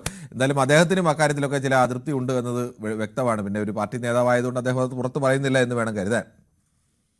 അതിലെന്തൊക്കെയോ എന്തായാലും ചില കാര്യങ്ങളൊക്കെ നടന്നിട്ടുണ്ട് എന്ന് സംശയം പുറത്തുണ്ട്. അതിന് വ്യക്തമാണ്, അതിന് ശരിയാണോ, ചിലപ്പോൾ തെറ്റാവാം, ചിലപ്പോൾ ശരിയാവാം. അതിനൊക്കെ രണ്ടിനും ഉള്ള സാധ്യതകളൊക്കെ രേഖകൾ വന്നാലേ അറിയാൻ കഴിയൂ. ശ്രീജേഷാണ് പയ്യന്നൂരിൽ നിന്നാണ്.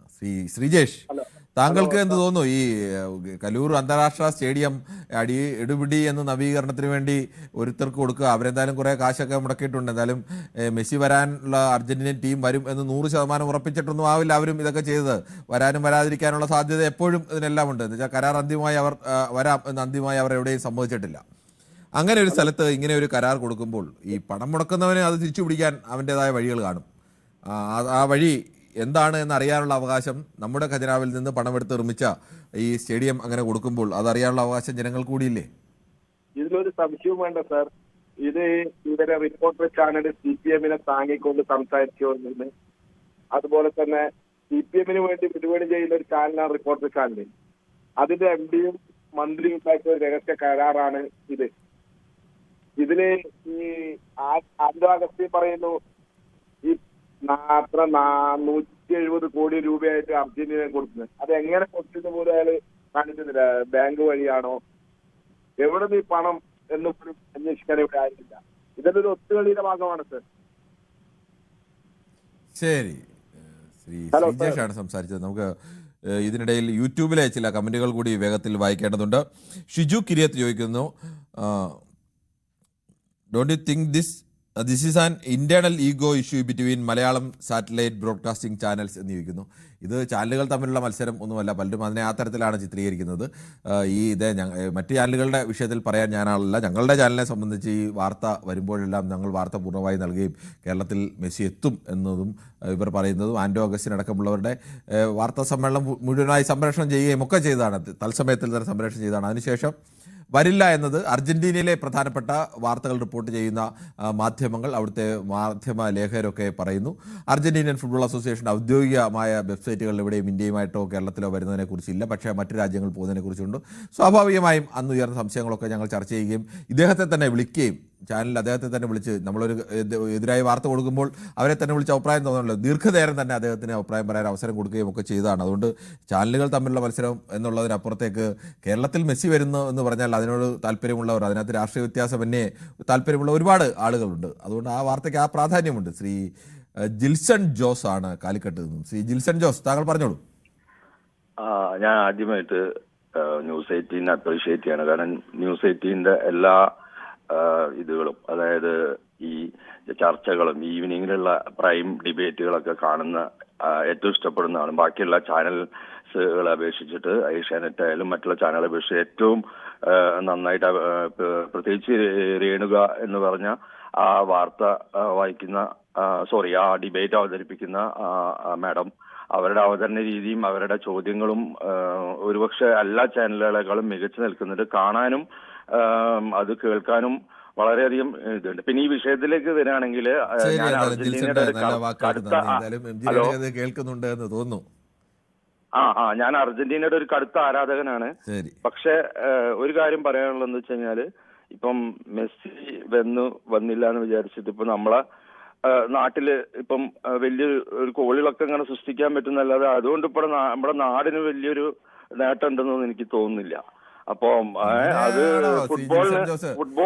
ഫുട്ബോളിനുള്ള ഡെവലപ്മെന്റ് ആണ് നോക്കേണ്ടത്. അല്ലാണ്ട് ഇപ്പൊ ഒരു ദിവസം ഒരാൾ വന്നു പോയി ഒരു വലിയ കളിക്കാരൻ വന്നു പോയതുകൊണ്ടൊന്നും വലിയ നേട്ടം സംഭവിക്കാനൊന്നുമില്ല.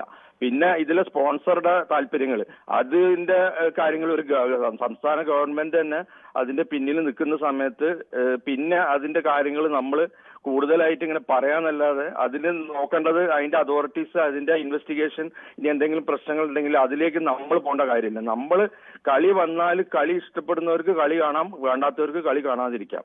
പിന്നെ വേറെ ഇതിലിപ്പോൾ ഒരു സംഗതി എന്താ വെച്ച് കഴിഞ്ഞാല്, ഇപ്പം അർജന്റീനയിലെ മെസ്സി വന്നിട്ടില്ലെങ്കിലും അർജന്റീനയുടെ ടീം എന്ന് പറഞ്ഞാൽ ലോകത്തില് മെസ്സി ഇല്ലാതെയും അവര് കളികൾ ജയിക്കാൻ മിടുക്കരാണ്. അപ്പം മെസ്സി എന്ന് ഇങ്ങനെ പറഞ്ഞിരിക്കേണ്ട ആവശ്യമില്ല. അപ്പൊ ഡിമറിയ അല്ലെങ്കിൽ അവരുടെ ബാക്കി ഒരു വട്ടം കളിക്കാരുണ്ട്. അപ്പം നമ്മള് അതിൽ കൂടുതൽ ഇമ്പോർട്ടൻസ് ആൾക്കാർ കൊടുക്കുന്നത് ആ വ്യക്തിയിലേക്ക്. കാരണം അയാൾ വലിയ തിരക്കുള്ള കളിക്കാരനാണ്. അയാൾ ഒരു ചെറിയ കൂട്ടിച്ചേർക്കൽ, എന്തായാലും മെസ്സിയും അർജന്റീന ടീം വരുന്നത് കളിക്ക് മാത്രമല്ല, അങ്ങനെ ഒരു ടീം എന്നാൽ അന്താരാഷ്ട്ര നിലവാരത്തിലേക്ക് നമ്മുടെ ഒരു സ്റ്റേഡിയം വരുന്നതും അതുണ്ടാക്കുന്ന ഒരു ഉണർവ് വലുത് തന്നെയാണ്. അത് ടൂറിസം രംഗത്തൊക്കെ ഉണർവുണ്ടാക്കും, അതിലൊന്നും യാതൊരു സംശയവും ആർക്കുമില്ല. അതൊക്കെ കൊണ്ടാണ് എല്ലാവരും അതിനെ ആദ്യം പിന്തുണച്ചതും പിന്നീട് അവസാനം അത് നടക്കാത്തൊരു കാര്യമാണ് പറഞ്ഞ് പറ്റിച്ചതാണോ എന്നുള്ള സംശയങ്ങൾ ഉയരുകയും ഒക്കെ ചെയ്തതും അതൊക്കെ കൊണ്ടാണ്, വലിയ പ്രതീക്ഷകൾ ഉണ്ടായതുകൊണ്ടാണ്.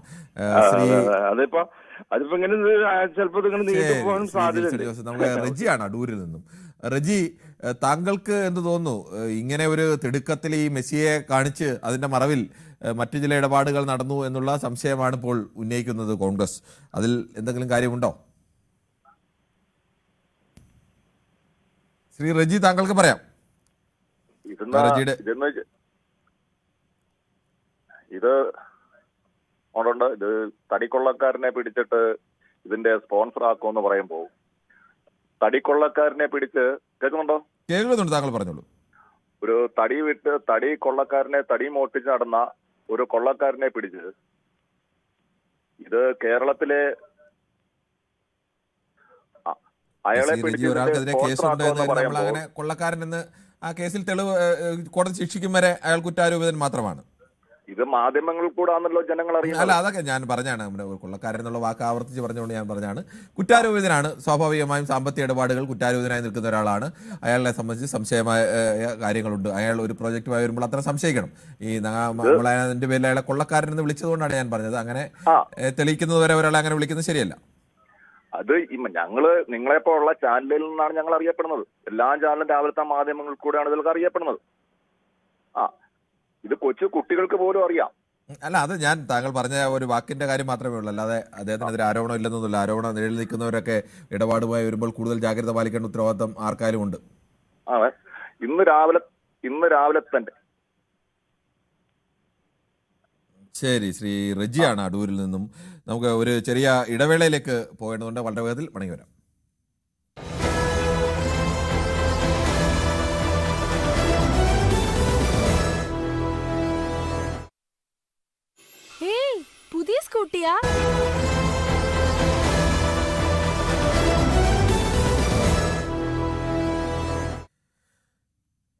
നമ്മൾ ചർച്ചയിലേക്ക് വീണ്ടും കടക്കുകയാണ്. കേരളത്തിൽ മെസ്സി വരും, അർജന്റീനൻ ടീം എത്തുന്നു, കളിക്കുന്നു എന്നുള്ള ഒരു വലിയ ഹൈപ്പാണ് ഉണ്ടായിരുന്നത്. അതിനിടയിലൊക്കെ അർജന്റീന അങ്ങനെ ഒരു കാര്യം സ്ഥിരീകരിച്ചിട്ടേ ഇല്ല എന്നുള്ള വാർത്തകൾ വരുമ്പോഴും അതങ്ങനെയല്ല, വരും, എല്ലാം ഒരുക്കത്തിലാണെന്നൊക്കെ പറഞ്ഞതിനിടയിലാണ് ഈ 70 കോടി രൂപ ചിലവാക്കുന്നു എന്ന് സ്പോൺസർ അവകാശപ്പെട്ട് കലൂർ സ്റ്റേഡിയം, എന്തായാലും കലൂർ സ്റ്റേഡിയത്തിൻ്റെ ഇപ്പോൾ ചുമതലയും എല്ലാം ഈ സ്പോൺസറുടെ പക്കൽ തന്നെ നിൽക്കുകയാണ്. എന്താണ് ആ കരാർ എന്നതുപോലും വ്യക്തമാകുന്നില്ല.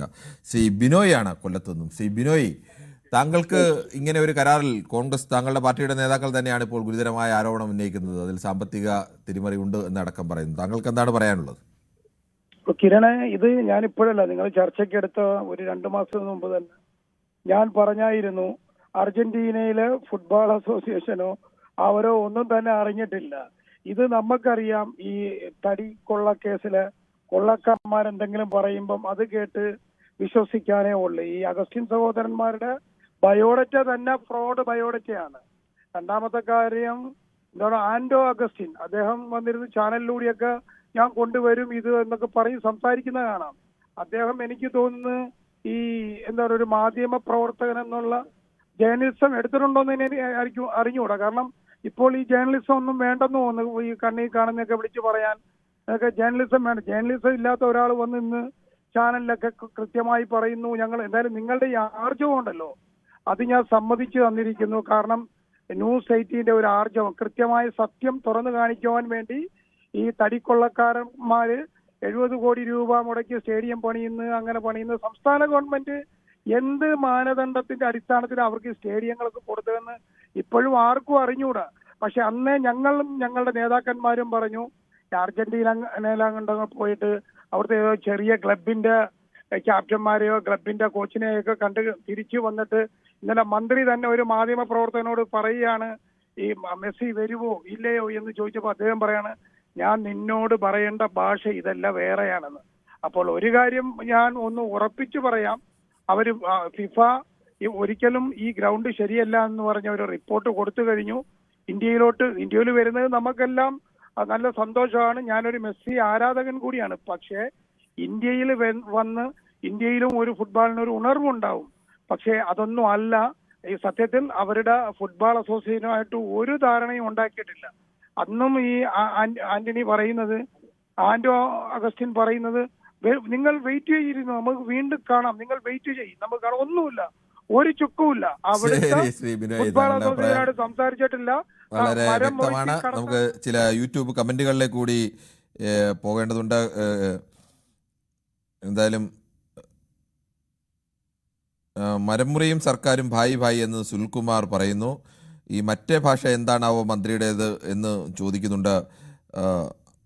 മെസ്സിയെ കൊണ്ടുവന്ന് പ്രശ്നം കോംപ്ലിമെന്റ്സ് ആക്കുമെന്നാണ് ജയകുമാർ പറയുന്നത്. മെസ്സിക്ക് പകരം മെസ്സി എന്നുള്ളതാണ് പറയുന്നത്. ഗൗതം പറയുന്നു, ഞാൻ സർക്കാരിനെ കുറ്റപ്പെടുത്തേണ്ട ആവശ്യം എന്താണെന്നാണ് ചോദിച്ചത്, അല്ലാതെ മുതലാളിയുടെ ബന്ധം മുതലാളിയുടെ ബന്ധത്തിന് എനിക്ക് തോന്നുന്നു ഗൗതം ഉദ്ദേശിച്ചത് മുതലാളിയെ, ഗൗതം ആന്റോയെ ന്യായീകരിച്ചില്ല, എതിർത്താണ് സംസാരിച്ചത്. അതിൽ സർക്കാരിനെ പക്ഷേ കുറ്റപ്പെടുത്താനാവില്ല എന്നാണ് അദ്ദേഹം പറഞ്ഞത്. അതാണ് തോന്നുന്നു അദ്ദേഹം പറഞ്ഞിരിക്കുന്നത്. സർക്കാരല്ലാതെ ക്രിമിനൽ മുതലാളിമാരാണോ കേരളം ഭരിക്കുന്നത് എന്ന് ചോദിച്ചിരിക്കുന്നു ജയകുമാറാണ്. മറ്റൊന്ന്, ഊരാളുങ്കലിനെ സംബന്ധിച്ച ചർച്ചകളാണ് നടന്നുകൊണ്ടിരിക്കുന്നതിൽ. അതിൽ കുറേയേറെയും ഊരാളുങ്കലിനെ സംബന്ധിച്ച് ഊരാളുങ്കൽ കൊള്ളാവുന്ന കൊള്ളില്ല എന്നുള്ള പേരാണ്. ഇതിനകത്ത് ശശിധരൻപിള്ള പറയുന്നത്, ഇത് ഒരു നല്ല പേര്, എന്ത് ചെയ്താലും ഊരിപ്പോകാൻ പറ്റിയ കമ്പനി ഊരാളുങ്കൽ എന്ന് പറയുന്നത്. അങ്ങനെയല്ല ശ്രീ ശശിധരൻപിള്ള. ഊരാളുങ്കലിനെ കുറിച്ച് ആക്ഷേപങ്ങളും മറ്റു കാര്യങ്ങളൊക്കെ ഉള്ളപ്പോൾ തന്നെ ഊരാളുങ്കൽ എന്ന് പറയുന്നത് കേരളത്തിനും ലോകത്തിനും മാതൃകയായ ഒരു സഹകരണ സംഘമാണ്.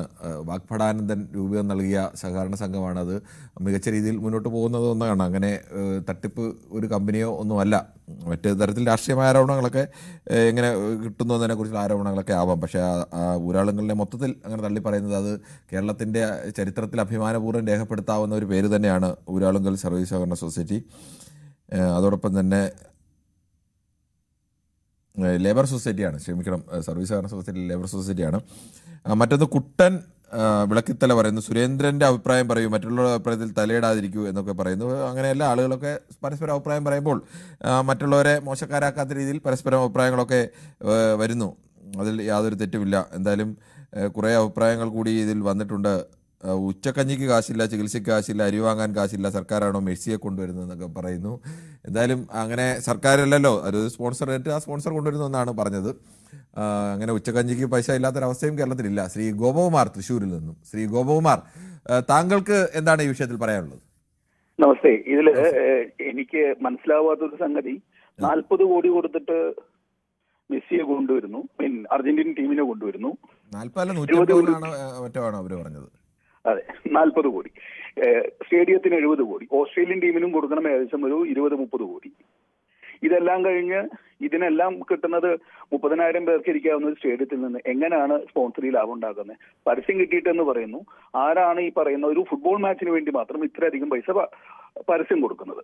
അപ്പൊ ഇതിൽ തന്നെ കൃത്യതയില്ലായ്മ വ്യക്തമാണ്. എന്നിട്ടും ഇത്തരത്തിൽ ഒരു പൂർവ്വകാല ചരിത്രം നോക്കുകയാണെങ്കിൽ തട്ടിപ്പിന്റെ ഉസ്താദ എന്ന് പറയപ്പെടുന്ന, നമുക്ക് തെളിവുകളില്ല, അങ്ങ് പറഞ്ഞതുപോലെ തന്നെ തെളിയിക്കപ്പെടാത്തടത്തോളം കൂടുതലൊന്നും പറയാനും പറ്റില്ല. പക്ഷെ ഇത്തരത്തിലൊരു വ്യക്തിയെ സ്വീകരിച്ചാനയിക്കുന്നു ഈ ഒരു പരിപാടി നടത്താനായിട്ട്. ഇപ്പം പോറ്റിയും അഗസ്റ്റിനും ഒക്കെയുള്ള ആൾക്കാർക്ക് എന്ത് ബേസിസിലാണ് കൊടുക്കുന്നതെന്ന് അറിയില്ല. അതെല്ലാം മാറ്റി നിർത്തിയാലും പൊളിച്ചിട്ടിരിക്കുന്ന സ്റ്റേഡിയത്തിന് എന്തുണ്ടാവും? ISL മത്സരങ്ങൾ തുടങ്ങുന്നതിന് മുമ്പ് സ്റ്റേഡിയം പഴയതുപോലെ ആക്കാനായിട്ട് സാധിക്കുമോ? എങ്ങനെയാണ് അടുത്ത് വരുന്ന മാച്ചുകൾക്ക്? കാരണം ഇന്ത്യയിലെ തന്നെ ഏറ്റവും മികച്ച ഫുട്ബോൾ ടർഫുകളിലൊന്നാണ് കൊച്ചിയിലെ. ആ ടർഫ് GCDA മറ്റു പരിപാടികൾക്കെല്ലാം കൊടുത്ത് നശിപ്പിച്ചിരുന്നു. ഇനിയും ഇത് ബാക്കിയുള്ള സ്റ്റേഡിയവും നശിപ്പിച്ചു. ഇതിനെന്താണ് ഉണ്ടാവുന്നതെന്ന് ഒരു കൃത്യമായ ഉത്തരവിന് ആർക്കും സാധിക്കുന്നില്ല. അപ്പം ഇത്തരം കാര്യങ്ങളിലൂടെ നിങ്ങളെപ്പോലുള്ള മാധ്യമങ്ങൾ ശ്രദ്ധ പുലർത്തണമെന്നൊരു അപേക്ഷയുണ്ട്. ശ്രീ ഗോപകുമാർ അഭിപ്രായം വ്യക്തമാണ്. ശ്രീ ജയകുമാറാണ് തിരുവനന്തപുരത്ത്. ശ്രീ ജയകുമാർ, താങ്കൾക്ക് എന്ത് തോന്നുന്നു?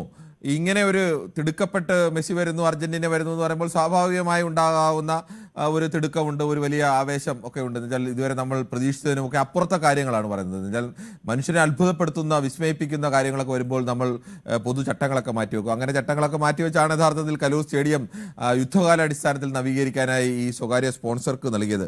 പക്ഷേ ഇപ്പോൾ ആ കരാർ എന്താണ്, എങ്ങനെയാണ് ഇവർ ഈ മുടക്കിയ കാശ് തിരിച്ചു പിടിക്കാൻ അയാൾക്കൊരു വ്യവസ്ഥ കാണുമല്ലോ. ആ വ്യവസ്ഥ എന്താണെന്നൊന്നും ചോദിച്ചിട്ട് പറയാൻ തയ്യാറാവുന്നുമില്ല. നമസ്കാരം സാറേ. നമസ്കാരം. ഈ നിങ്ങളെ ചാനലിൽ നിന്ന് ഞാൻ രാവിലെ കണ്ടത് നിരവധി വഞ്ചന കേസുകളിലും ക്രിമിനൽ കേസുകളിലും ഒക്കെ ഇദ്ദേഹത്തിന്റെ പ്രതിയായ ഒരാളാണ് ഇദ്ദേഹം എന്ന് പറയുന്നു, ഈ MD എന്ന് പറയുന്നു. പിന്നെ അങ്ങനെയുള്ള ഒരാളിന് എങ്ങനെയാണ് ഈ വർക്ക് ഇത് കൊടുത്തത്? ആരായാലും ഈ വർക്ക് കൊടുത്തത്, സർക്കാരാണെങ്കിലും മറ്റേ സ്പോൺസർമാരാണ് ഈ വർക്ക് എങ്ങനെ കൊടുത്തു? ഇത് ആരോട് ചോദിച്ചിട്ട് കൊടുത്തു? അവിടുത്തെ MLA ചോദിച്ചപ്പോൾ പുള്ളി പറയണത് ഞാനും കേസിൽ പ്രതിയാണല്ലോ എന്നാണ് ഇന്ന് രാവിലെ നിങ്ങളുടെ ചാനലിൽ ഞാൻ കണ്ടത്. MLA റിപ്പോർട്ടർമാരാരോ ചോദിച്ചപ്പോൾ പറഞ്ഞത് ഞാനും കേസിൽ പ്രതിയാണല്ലോ എന്നാണ് പറഞ്ഞത്. ഇത് ആർക്കാണ് ഉത്തരവാദിത്വം? ഈ വർക്കുകളെല്ലാം ഇങ്ങനെയുള്ള ശ്രീ അജയകുമാർ പറഞ്ഞത്, പുള്ളി കേസുമായി ബന്ധപ്പെട്ട് പറഞ്ഞ കേസിന്റെ കാര്യത്തിലാണ് പറഞ്ഞത്. പുള്ളി അതിൽ വ്യക്തമായി പറഞ്ഞു, GCDA അംഗമായ പുള്ളിക്ക് ആ കരാറിനെ കുറിച്ച് അറിയില്ല. അങ്ങനെ ഒരു സ്വകാര്യ വ്യക്തിയുമായി കരാർ ഉണ്ടാക്കിയതായിട്ടും അങ്ങനെ ഉണ്ടാക്കാനുള്ള തീരുമാനം GCDA എടുത്തിട്ടില്ല. പക്ഷെ അതെങ്ങനെ വന്നു എന്നത് അടുത്ത കമ്മിറ്റിയിൽ ചോദിക്കാമെന്നാണ് പറഞ്ഞത്. അദ്ദേഹം സംശയം, അതിൽ അതൃപ്തിയും അതിൽ അദ്ദേഹത്തിന്റെ സുതാര്യക്കുറവുമൊക്കെ അദ്ദേഹം ഒരു ഇടതുപക്ഷ MLA എന്ന നിലയിൽ പറയാവുന്നതിനപ്പുറം പറഞ്ഞു തന്നെയാണ് ബോധ്യപ്പെടുത്തിയത്. അതെ, അത് പറഞ്ഞു. ഞാൻ ആദ്യ ഭാഗം മാത്രം ശകലം കേട്ടു. അപ്പൊ അത് മാത്രമേ ഒന്ന് പറഞ്ഞുള്ളൂ. പിന്നെ സാറേ, ഇങ്ങനെയാണോ ഇവിടുത്തെ ഈ വർക്കുകളൊക്കെ നടക്കുന്നത്? ഇത് ഏതെങ്കിലും ഒരു കോൺട്രാക്ട് കൊടുക്കുക, അതിന്റെ കമ്മീഷൻ മേടിക്കുക, പിന്നെ ആ ഭാഗത്തോട്ട് തിരിഞ്ഞു നോക്കാതിരിക്കുക, വെള്ളം മഴ വരുമ്പോൾ ഒലിച്ചു പോവുക, ഇതല്ലേ ഇവിടെ നടക്കുന്നത്? ഇത്രയേ ഉള്ളൂ സാറേ. ഞാൻ സമയം. ശരി. ശ്രീ കൃഷ്ണൻകുട്ടിയാണ് മണിമലയിൽ നിന്നും. ശ്രീ കൃഷ്ണൻകുട്ടി, കേരളത്തിൽ ഏറ്റവും കൂടുതൽ ആരാധകരുള്ള ടീമുകളിൽ ഒന്ന് തന്നെയാണ് അർജന്റീന. പ്രത്യേകിച്ച് ലോകത്ത് തന്നെ ഏറ്റവും കൂടുതൽ ആരാധകരുള്ള ഒരു കളിക്കാരനാണ് ലയണൽ മെസ്സി. മെസ്സിയും അർജന്റീന ടീമും ഒക്കെ കേരളത്തിൽ വരുന്നു എന്ന് പറയുന്നതും അത് കളിക്കുന്നു എന്നൊക്കെ പറയുമ്പോൾ കേരളത്തിൽ ഉണ്ടാക്കാവുന്ന ഒരു ഉണർവ്, ആ ഒരു ഹൈപ്പ്, നമ്മളൊരു ഭ്രമാത്മക ലോകത്തിലൊക്കെ ചിലപ്പോൾ വീണുപോയി എന്നൊക്കെ പറയാവുന്ന മട്ടിലൊക്കെ നിന്നുപോയെന്ന് പറയാം. സർക്കാരും അതിനൊപ്പം നിന്നു എല്ലാ കാര്യത്തിലും. പക്ഷേ ഒടുവിൽ അർജന്റീനിയൻ ടീം വരുന്നില്ല എന്നത് ബോധ്യമാകുന്നു.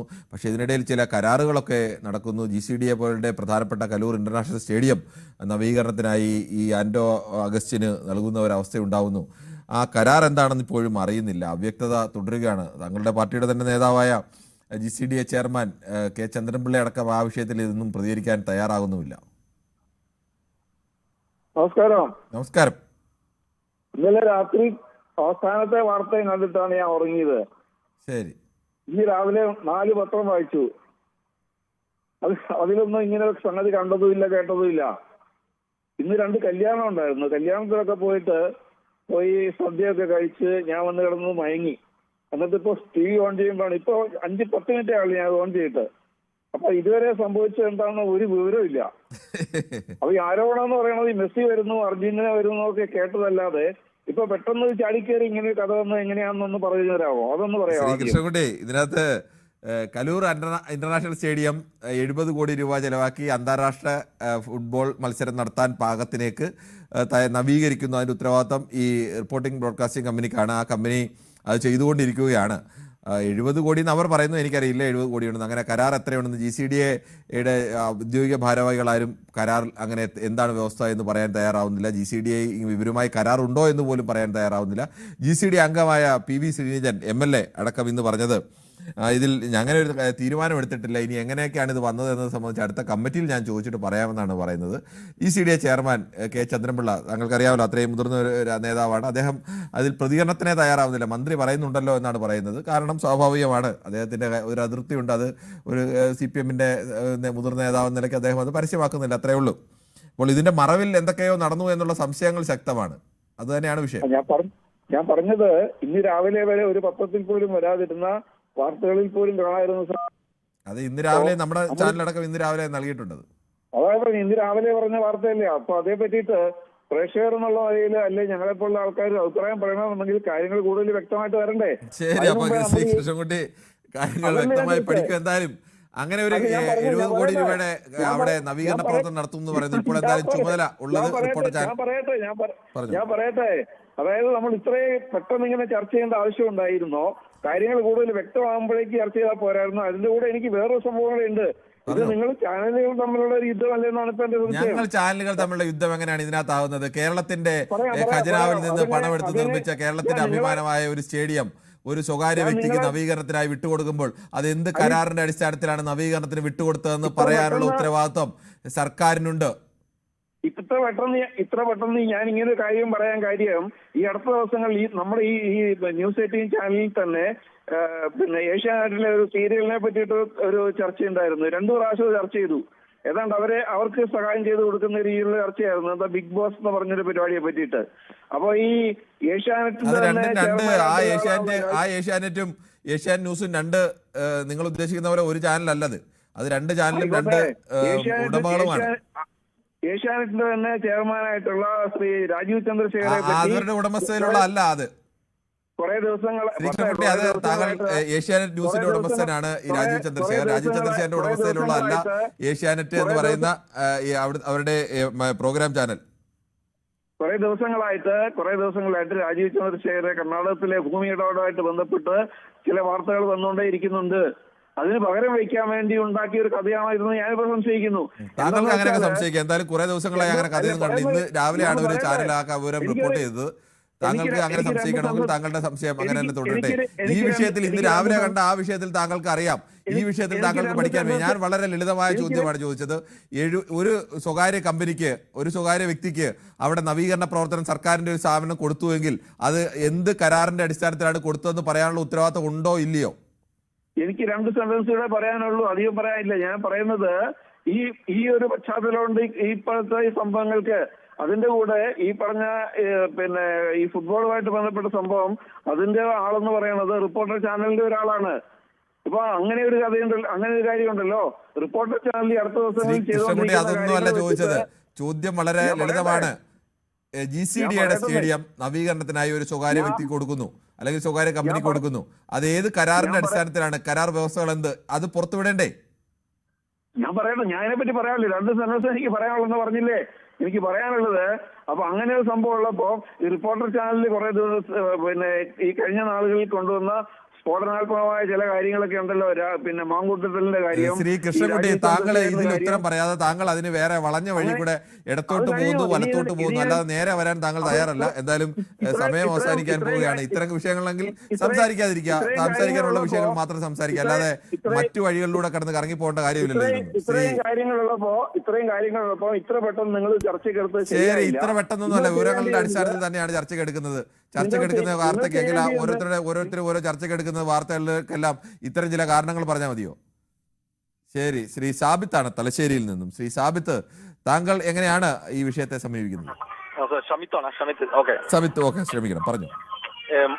മന്ത്രി നമ്മുടെ മന്ത്രി കായികമേളയ്ക്ക് ഒരു ഉണർവിന് വേണ്ടിയിട്ടാണ് ഈ പരിപാടി തുടങ്ങിയത്. പക്ഷെ ഇത് കലാമേളത്തിന് ഉണർവ് ഉണ്ടെന്ന് എന്ന് വെച്ചാൽ ഒരുപാട് ട്രോളുകളാണ് മന്ത്രിക്കെതിരെ വരുന്നത്. രസകരമായ ട്രോളുകൾ. ശരി, ഓക്കെ. കായികമേളയുടെ ഉണർവിന് തുടങ്ങി, ഈ കലാമേളയുടെ ഉണർവിലെത്തി. ശ്രീ ദാസനാണ് വിഷയത്തിലേക്ക് വരാം. ഒരു മിനിറ്റ് പറഞ്ഞോളൂ. പറഞ്ഞു.